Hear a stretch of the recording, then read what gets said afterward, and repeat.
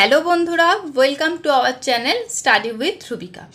বন্ধুরা, আজকে আমরা এখানে ক্লাস 1-এর সেকেন্ড ইউনিট টেস্টের একটা বাংলা ওয়ার্কশিট নিয়ে আলোচনা করব।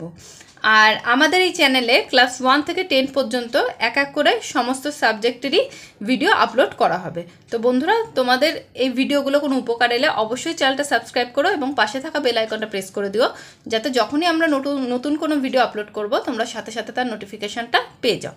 তো চলো এবার আমরা ভিডিওটা শুরু করি। আশা দাদা আজ কি হবে? ঢাকা থেকে এলো। কাজে যাবে। কে কাজে যাবে বলো তো? বাবা কাজে যাবে। আশা দাদা আর তার ভাইয়ের নাম কি? কালা কাল কোথায় ফিরে যাবে? ঢাকা ফিরে যাবে। কি বলো তো, সহজ পাঠের প্রত্যেকটা লাইন না একদম ভালো মতো মুখস্থ করে নিতে হবে। মামা আনে চাল ডাল আর কেনে শাক আর কেনে আটা, তাই তো? এবার আমাদের একটা ছক আছে, বাম দিকের সাথে ডান দিকটা মেলাতে হবে। আচ্ছা, বায়ুর সাথে কি হবে?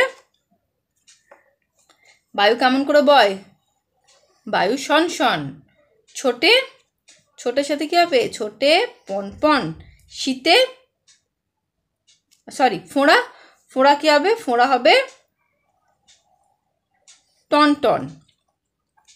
শীতে কি হবে? শীতে হবে কন। ঘোরে বন। কাজে ঠন। ঠিক আছে, এটা আমার বইতে তোমাদের আছে। নেক্সট দেখো, কতগুলো এলোমেলো বর্ণ আছে, সেগুলোকে সুন্দরভাবে সাজাতে হবে। তো এখানে কি আছে?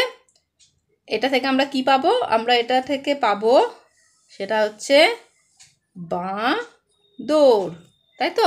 তারপর এটা থেকে আমরা কি পাবো?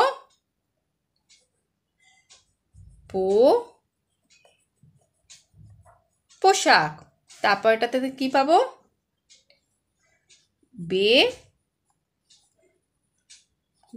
বেগুন। তারপর এটা কি পাবো? দোপাটি।